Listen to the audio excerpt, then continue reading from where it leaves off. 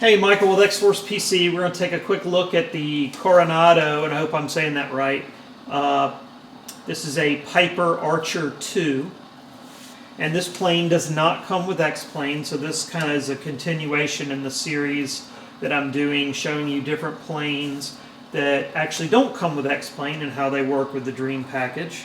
So the Carenado planes come with these little, typically at least, come with these little boxes that pop out where you can get different views, like you can have it pop to your throttle, your fuel selector, you have wing cam left and right, you have a tail cam, and there's a co-pilot view.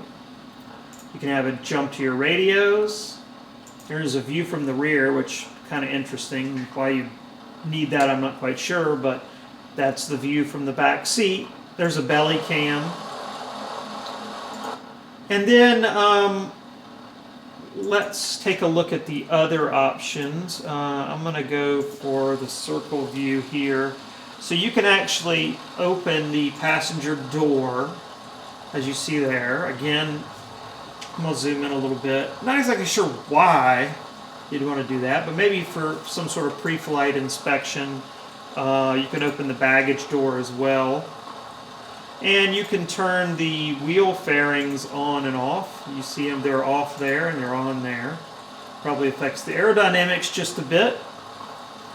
And so those are some of the kind of extras you get with this plane over a typical normal plane within X-Plane.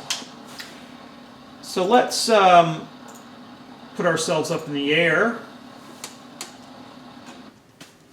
So we're just actually headed right towards LaGuardia Airport, which is right out here.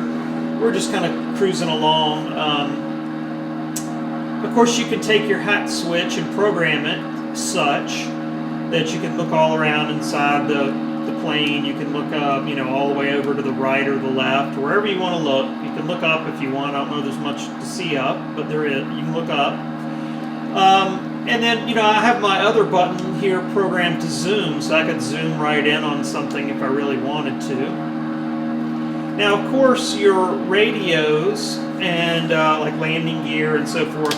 In fact, actually, I don't believe this plane has retractable landing gear, but there, is a landing gear switch here. You have a pitch trim, which I need to use some of because this thing is really wanting to nose up. You have flaps up and down.